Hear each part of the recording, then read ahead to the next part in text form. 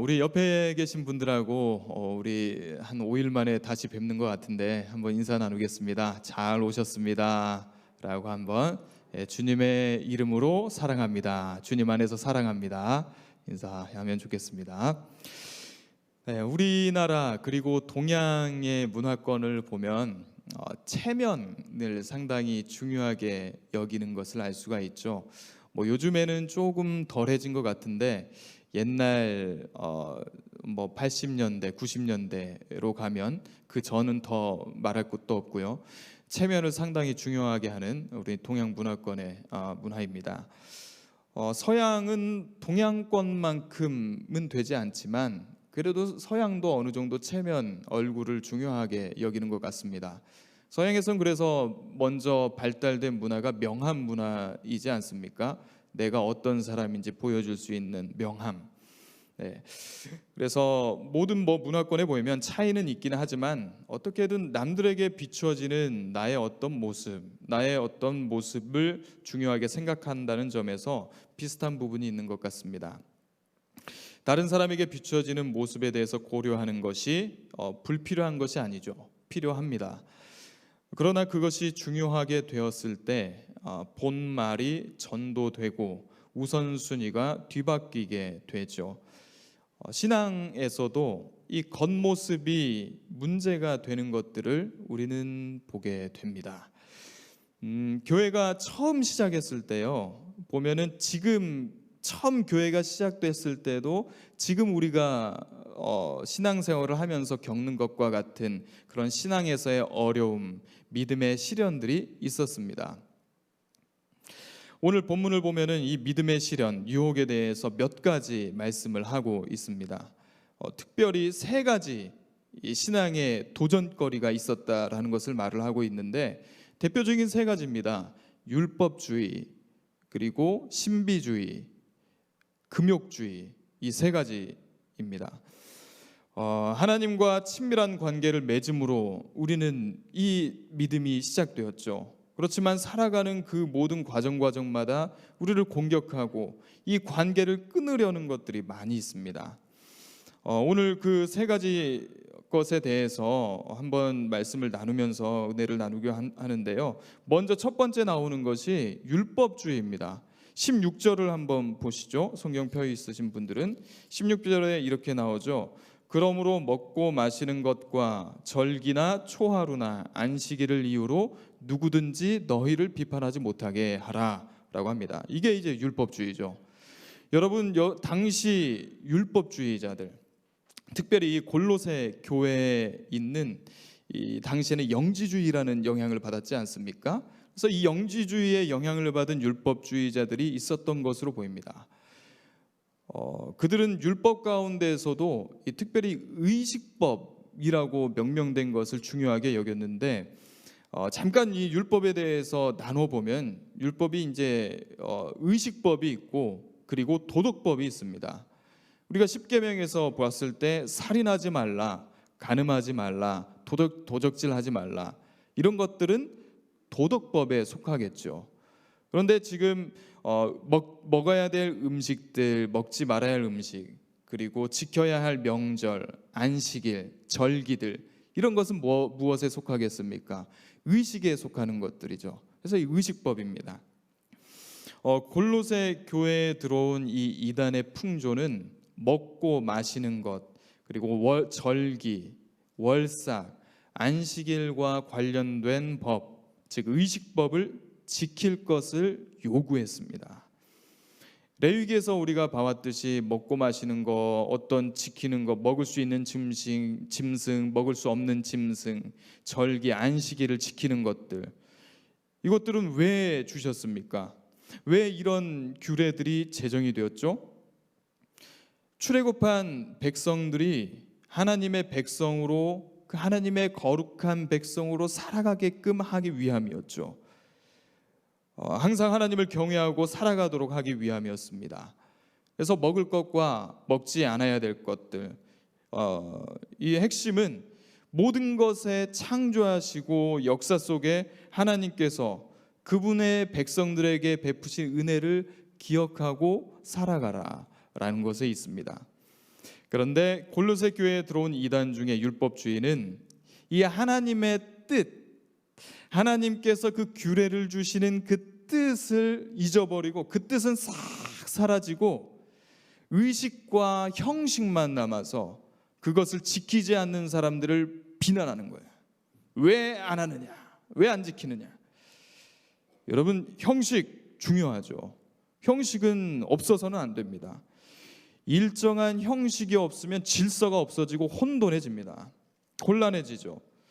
그래서 사람들이 우리가 뭐 학창 시절에 공부를 할 때도 그렇고요. 뭐 또 다이어트 하기 위해서 운동을 할 때도 그렇고 자신만의 어떤 패턴을 만들어 가지 않지 않습니까? 이게 일종의 형식이죠. 신앙생활도 그렇습니다. 내 신앙생활에 어떤 패턴들을 우리는 만들어 갑니다. 어떤 이는 새벽에 나와서 기도하기도 하고 어떤 분은 저녁에 기도 시간을 마련하기도 하고 또 어떤 분들은 이렇게 금요일 날 꼭 기도의 자리로 나가는 분들도 있죠. 이런 형식들이 있습니다. 여러분, 예배 드릴 때도 예배 형식이 있지 않습니까? 주일날 특별히 예배 드릴 때 이 예배 형식이 없이 예배를 드린다고 생각해 보십시오. 갑자기 일어나서 찬양합시다. 갑자기 가서 기도합시다. 맥락이 없어지게 되겠죠. 거기에서 우리는 어떻게 하나님의 거룩하심을 맛볼 수가 있겠습니까? 그래서 이 형식이라는 것은 참 중요한 부분입니다. 자, 그러나 이 시간이 지나면서 이 형식이 지켜야 되는 이 형식을 지켜야 그것이 신앙이다. 형식을 따르지 않으면 신앙이 아니다라는 것이 되면 상당히 방향이 틀어지게 되는 거죠. 형식에 빠지면 진정한 헌신을 방해합니다. 본질보다는 비본질적인 것에 집착하게 만들죠. 하나님과 인간을 사랑하는 게 본질이라고 볼 수 있는데 하나님과 인간을 사랑하는 것보다 제도를 더 사랑하게 여기게 되는 겁니다. 그래서 율법주의, 종교화 되면 삶의 진정한 변화를 우리 안에서 이뤄가기가 어렵습니다. 왜냐하면 그 기준이 형식주의, 율법주의의 그 기준은 어디에 있습니까? 따지고 보면요, 그건 모두 다 내 자신 안에 있습니다. 내가 기준이 되기 때문이죠. 우리가 하나님의 말씀을 볼 때 어떤 법률, 지켜야 되는 의식들만 남게 되면 문제가 됩니다. 껍데기만 남으면 안 된다는 말이죠. 껍데기가 중요한 것은 그 안에 알맹이가 내용이 담겨 있을 때라는 걸 우리는 잘 알고 있습니다. 자, 그리고 고린도 교회에 골로새 교회에 들어온 또 다른 폐단, 신비주의입니다. 우리 18절 말씀 한번 보시죠. 이렇게 말씀합니다. 아무도 꾸며낸 겸손과 청사 숭배를 이유로 너희를 정죄하지 못하게 하라. 네, 이 본문에서 말씀하고 있는 것이 바로 신비주의입니다. 겸손과 꾸며낸 겸손과 천사 숭배라고 하죠. 뭐 여러 가지 해석이 있는데 대체적으로 이 천사 숭배를 위해서 겸손을 가장한다는 거예요. 그러니까 하나님 앞에 나아갈 때 우리가 거룩해야 되고, 근데 하나님 앞에 죄된 내가 어떻게 감히 나아가겠느냐? 그래서 이 천사를 가져오는 거죠. 천사를 가져와서 천사는 좀 우리보다 초월성 있는 존재니까 우리보다 좀 더 나은 존재라고 생각하고 그에게 의탁해서, 마치 예전에 이스라엘 백성들이 구약에서 하나님 앞에 시내산에 못 나가니까 모세에게 의탁하지 않았습니까? 당신이 대신 가주십시오. 마치 그런 것처럼 천사에게 의탁하는 거죠. 그러면서 천사의 초월성을 숭배한다는 거예요. 나보다 더 뛰어난 존재이니까, 공간과 시공간을 초월한 존재이니까 그렇게 나가는 게 바로 신비주의입니다. 지금도 형태는 다를지 모르지만 신비주의적인 신앙이 있습니다. 흔히 성령의 은사, 곧 흔히 방언과 예언, 치유 등 이런 여러 가지 신비적인 신앙이 나타나게 될 때 좀 자칫 잘못하면 이런 신비주의 신앙에 빠지게 되는 걸 보게 되죠. 물론 여러분, 그렇다고 기독교의 신비를 부인해서는 안 됩니다. 기독교는 신비의 종교이고 신비가 있고 체험이 있습니다. 우리가 그런 것들을 경험했기 때문에 교회 나오는 사람들도 많이 있습니다. 그러나 우리가 알지 못하는 하나님의 이해할 수 없는 그 역사하심이 있습니다. 그런데 이 신비주의에 빠지면, 신비를 부인하는 것이 아니라 신비주의에 빠져들면 하나님의 말씀보다 그것을 더 중요하게 여기게 되고, 그것이 말씀보다 우선시하게 여기는 그런 때를 보게 되죠. 그래서 사람들 앞에서 우리가 방언을 은사를 받았을 때 그것을 비칠 때 조심해야 됩니다. 방언을 하고 예언을 할 때 조심해서 해야 되는 거죠. 제가 학창 시절에 방언을 시작을 했습니다. 그런데 저는 처음 방언을 했을 때 이제 방언 보면 이렇게 단방언이라고 해가지고 랄랄랄랄라 그냥 떼떼떼 이런 방언을 하기도 하지 않습니까? 이렇게 이제 이런 방언들이 있고, 또 어떤 방언을 보면은 들어보면 예언 같아요. 예언이 아니라 말 같아요. 어느 언어 같아요. 그런데 이제 그때 목사님들이 이런 말씀들을 하셨어요. 방언의 어떤 수준 같은 게 있다는 거죠. 어떤 영적 수준. 그래서 단방언은 약간 어떤 어린아이들 수준이다. 그리고 언어적인 말을 하면, 방언을 하면 좀 이제 좀 성숙한, 영적으로 좀 높은 단계다. 이런 식의 말씀들을 하셨어요. 그러니까 저희가 처음에 방언을 할 때 저는 이제 단방언을 시작한 게 아니라 이런 좀 언어 같은 말들을 막 했거든요. 그 얘기다가 이제 목사님들의 그런 말들을 들은 거죠. 그 말들을 듣다 보니까 제 안에 어떤 생각이 들었겠습니까? 내 영의 수준이 좀 높은가 보구나. 내 영적 수준이 좀 다른 사람들하고는 좀 달라. 이 교만이 들어오는 거예요. 지금 생각해 보면 그때는 완전히 교만이었던 거죠. 바로 이 영적 수준에 대해서 이 신비주의에 너무 빠지면은 내 영적 수준이 다른 사람들과 난 급이 달라. 나는 이런 핫바리가 아니야. 속된 말로 하면요. 네, 나는 좀 고단계야. 하나님과 더 가까워. 이렇게 될 수가 있다는 겁니다. 그래서 신비주의에 빠지면 남들보다 뛰어난 하나님의 사랑을 받고 있다고 생각을 하고 그것을 보여주고 싶어하고 과시하려고 하는 거죠. 신앙에서 우리가 보는 게 참 중요하고 듣는 것이 중요합니다. 그러나 잊지 않아야 되는 것은 우리가 항상 연약한 존재라는 것, 완전하지 않는 인간이라는 점이죠. 인간이기 때문에 실수할 수 있고, 인간이기 때문에 그릇될 가능성이 있다는 것입니다. 우리 이제 골로새 교회에서 나오는 세 번째 나쁜 신앙의 모습은 금욕주의입니다. 우리 21절과 22절 말씀을 함께 보겠습니다. 제가 읽어보겠습니다. 곧 붙잡지도 말고 맛보지도 말고 만지지도 말라 하는 것이니 이 모든 것은 한때 쓰이고는 없어지리라 라고 말씀합니다. 이 말씀이 바로 금욕주의입니다. 세번역 성경에서 제가 다시 한번 읽어볼게요. 좀 더 가깝게 들리거든요. 붙잡지도 말아라, 맛보지도 말아라, 건드리지도 말아라 하니 웬 말입니까? 이런 것들은 다 한때 쓰다가 없어지는 것으로서 사람의 규정과 교훈을 따른 것입니다. 붙잡지도 말아라, 맛보지도 말아라, 건드리지도 말아라. 뭔가 하지 말라는 거예요. 욕심 부리지 말라는 거예요. 너의 욕심을 제어하기 위해서 어떤 것도 하지 말라는 것이 금욕주의라고 볼 수가 있죠. 여러분, 금욕의 반대는 뭡니까? 금욕의 반대는 탐욕이겠죠. 자, 그런데 우리가 신앙생활에서 내 욕심을 다스리는 것은 상당히 중요한 부분이잖아요. 성경에 보면은 그와 관련된 말씀이 숱하게 나옵니다. 그리고 구약에서부터 보면은 하나님 앞에 나아가는 걸 방해하는 요소가 욕심이에요. 사람의 욕심. 자, 그런데 이 바울이 쓴 서신서에도 보면은 그래서 육체와 영혼을 나누고, 그리고 영의 생각이 있고 육신의 생각이 있다고 말씀을 하고 있죠. 이 바울이 말하는 이 영의 생각과 지금 그렇지만 금욕주의는 엄연히 다릅니다. 바울은 인간의 욕심을 채우려는 이기심에 있는 상태를 전제로 육체와 영혼을 나누는 것이죠. 그런데 금욕주의는 어떤 출발점은 같다고 볼 수 있지만 육체를 완전히 부정해버리고 쓸모없는 것이라고 보는 것입니다. 그러니까 금욕주에 빠지면 이 육체는 불필요한 거예요. 육적인 욕구는 영적이지 않고 육체와 물질을 무시하는 거죠. 금욕주의자는 그래서 세상을 양극단으로 봅니다. 육체는 영혼의 감옥이에요. 그렇기 때문에 금욕주에 빠지는 것은 사실상 탐욕과 같은 결과입니다. 극과 극은 통한다고 하지요.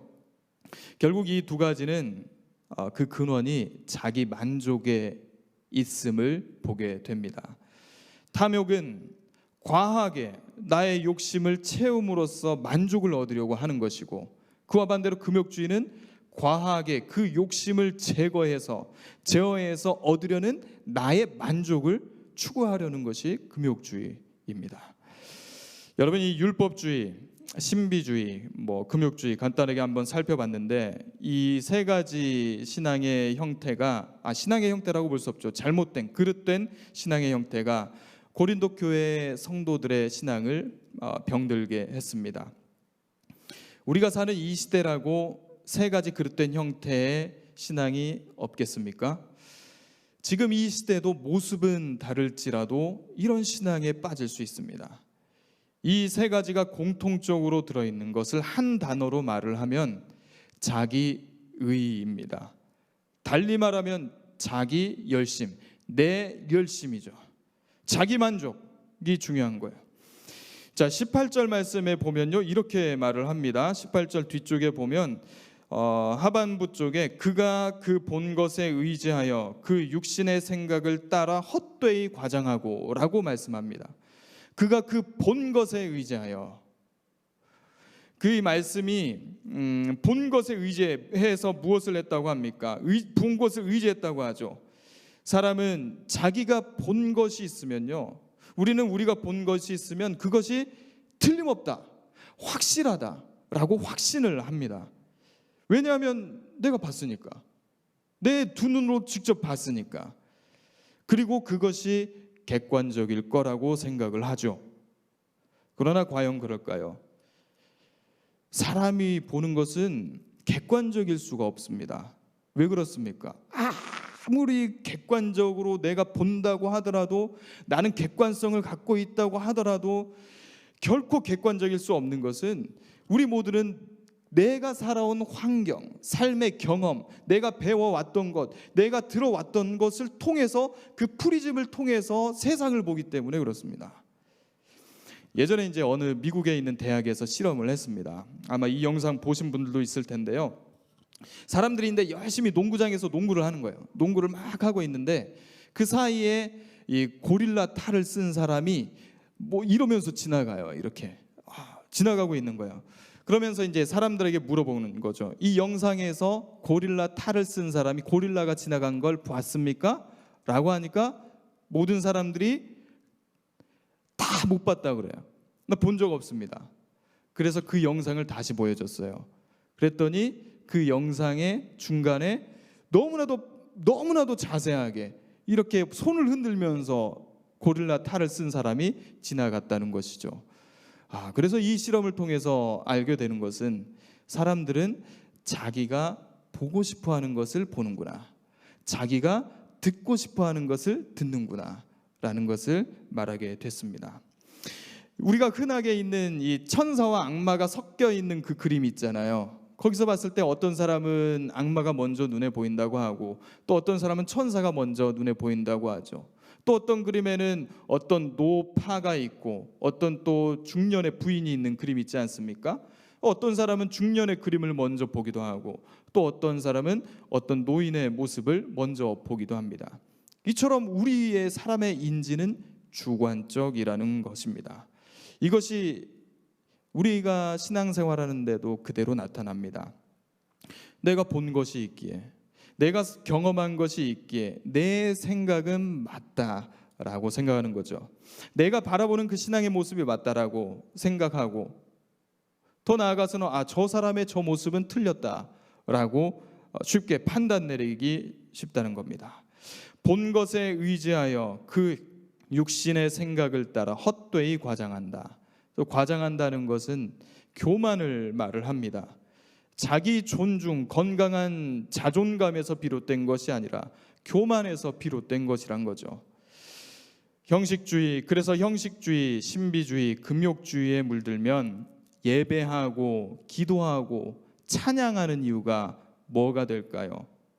그 안에 마음을 가만히 들여다보면, 그 안의 마음을 파고 들어가다 보면 내가 신실한 믿음의 사람이 되는 것보다 그게 중요한 것이 아니라 다른 사람들에게 신실하게 보여지는 것이 더 중요하다는 거죠.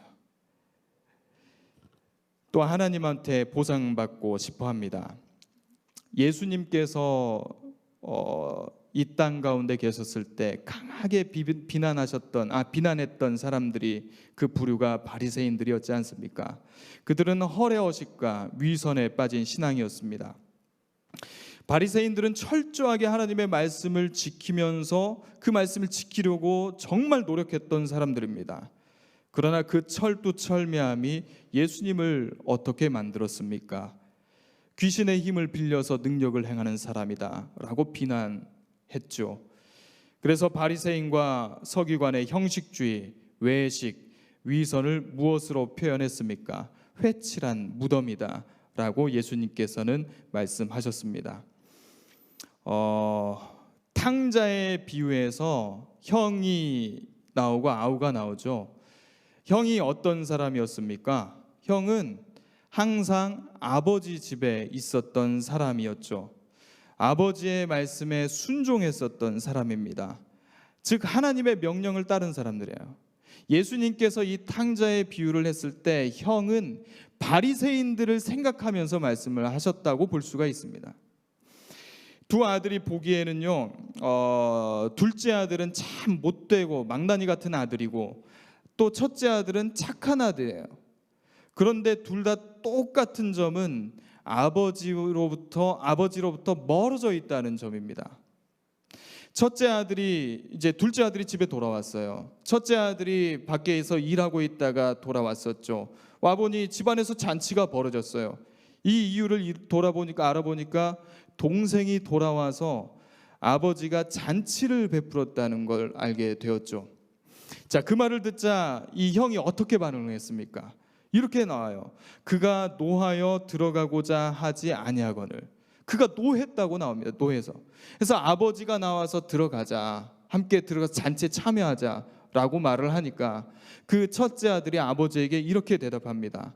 내가 여러 해 아버지를 섬겨 명을 어김이 없거늘. 뭐라고 했다고요? 내가 여러 해 지금까지 살면서 지금까지 나는 아버지를 섬기고 아버지의 명령을 지키고 왔습니다. 그런데 내게는 염소 새끼라도 주어 나와 내 벗으로 즐기게 하신 일이 있었습니까? 라고 그가 아버지에게 말을 했습니다. 내가 아버지의 명을 어긴 일이 없습니다. 하나님의 말씀을 잘 따랐습니다. 여러분, 첫째 아들과 아버지를 갈라놓고 있는 것이 무엇입니까? 그것은 첫째 아들이 지은 죄가 아니라 그의 도덕적 자랑, 아버지를 섬겨 명을 어김이 없는 그 자랑, 교만이었습니다. 그를 아버지의 잔치에 참여하지 못하게 막고 있는 것은 그의 죄가 아니었어요. 그의 죄가 그의 잘못된 악이 아니었어요. 그게 악이 아니라 그의 의였습니다. 이것이 바로 자기의, 자기 열심, 그 신앙에 놓여있는 모습이라고 볼 수가 있겠죠. 이것은 신앙을 성장하게 하는 것이 아니라 오히려 방해합니다. 바로 머리이신 그리스도를 붙잡지 않게 하고 자기 자신을 붙들게 하는 모습이라는 거죠. 우리는 마땅히 어떤 신앙의 모습을 갖춰야 됩니까? 우리의 신앙은 어떤 모습을 향해서 나가야 될까요? 우리 19절 말씀 함께 읽어보겠습니다. 머리를 붙들지 아니하는지라 온 몸이 머리로 말미암아 마디와 힘줄로 공급함을 받고 연합하여 하나님이 자라게 하심으로 자라느니라. 아멘. 머리를 붙들지 아니하는지라. 우리의 머리 누구십니까? 예수님이시죠. 머리이신 예수를 붙들게 되었을 때 화석화되지 않는다는 거예요. 굳은 신앙이 되지 않는다는 거죠. 예수님을 붙드는 신앙, 예수님을 붙드는 신앙, 곧 그것이 그리스도와의 연합입니다. 연합은 무엇입니까? 접붙임되는 거죠. 다른 나무, 나하고는 상관이 없는 나무인데 그 다른 나무에 뿌리가 있는 그 나무에 가지가 붙었을 때 꽃을 피우고 광합성에서 받은 그 영양분이 올라오고 또 뿌리로부터 영양분이 올라오듯이 또 다시 그렇게 생명을 이어간다는 것이죠. 이게 연합이지 않습니까?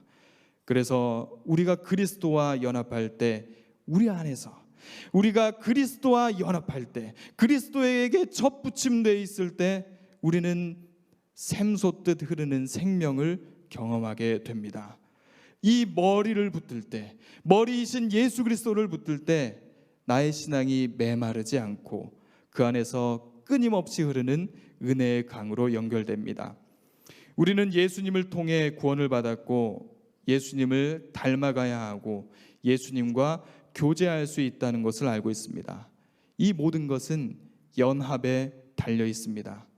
마디와 힘줄로 공급함을 받고 연합하여, 마디와 힘줄로 공급함을 받고 연합하여 우리는 주님 안에서 발견되고 주님 안에서 견인되고 주님 안에서 구원을 받고 거룩함을 받습니다. 신앙의 영성, 이 신앙의 깊이는 주님과의 관계, 주님과 내가 맺는 관계로 결정이 됩니다. 하나님의 말씀에 집중할 때, 그리고 그 말씀으로 살아가려고 부단히 기도하고 또 자기 십자가를 지는 삶을 살아갈 때 영성은 깊어집니다. 행복한 멈춤이라는 책에서는 이렇게 말을 합니다. 우리가 하루에 단 3분이라도 멈춰 서서 행복한 생각하고 그 생각이 이루어질 것을 믿고 감사할 수 있다면 인생은 경이적으로 달라집니다 라고 말을 합니다. 우리가 예수님 안에서 참된 행복을 누리기 위해서는 이 잠깐의 멈춤의 시간이 필요한 거죠. 영적 재충전의 시간, 영적인 힘으로 다시 힘을 얻는 시간이 필요합니다. 블라인드 사이드라는 영화가 있습니다. 보신 분들 계시죠? 이 영화 보면은 이 미식 축구 선수인 마이클 오어라는 사람의 실화를 다룬 영화입니다. 이 마이클 오어는 흑인이었어요. 게다가 어린 시절에 약물에 중독된 어머니로 인해서 어머니와 강제로 헤어지게 되었습니다. 이제 혼자 된 것이죠. 잘 곳도 없고 머무를 곳도 없게 되었습니다. 그러던 어느 추수감사절 추운 날이었습니다. 추운 날씨에도 옷이 없어서 반팔티를 입고 거리를 가요. 체육관으로 돌아가는 거예요. 왜 체육관으로 가냐면 잘 곳이 없으니까. 체육관에서 그냥 전전하는 거였죠. 그렇게 툴레툴레 거리를 걷고 있는데 그때 리앤이라는 백인 중년 여성을 만나게 됩니다. 그녀는 이 갈 곳 없는 마이클을 보고 집으로 측은한 마음이 들어서 집으로 데려와요. 원래는 하룻밤만 재워줄 요량이었죠. 그런데 그 하룻밤이 이 마이클 오어하고 지내다 보니까 이틀 밤이 되고 3일이 되고, 그래서 이 마이클 오어는 이 리앤과 그녀의 가족과 함께 지내게 됩니다. 그런데 그녀의 가족들이 함께 베풀어주는 따뜻한 사랑에 그의 마음이 점점 녹아들기 시작하는 거예요. 그래서 이 마이클 오어는 나중에 미국의 프로 미식축구 선수가 되어서 자신의 삶을 살아갈 수 있게 되었죠. 리앤 가족이 없었다면 약물 중독이 되었을 수도 있고 뒷골목을 전전하는 삶을 살아갈 수도 있었습니다.